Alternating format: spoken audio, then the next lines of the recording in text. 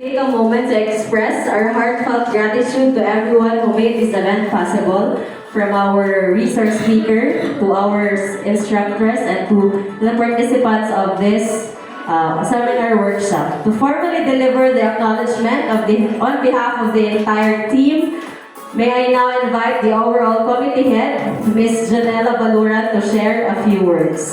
Let's give her a round of applause.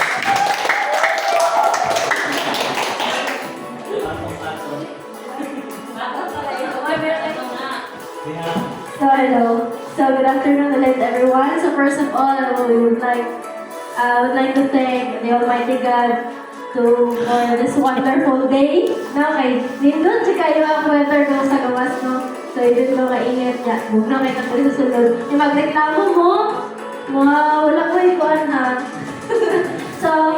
So first is gusto na ko magpasalamat sa ato resource speaker, Sir Quirino Batelara, and to his very beautiful and lovely wife, Ma'am Fe. Thank you so much for joining us at the event.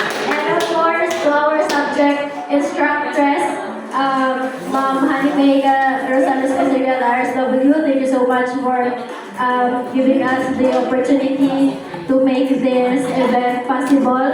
And of course, sa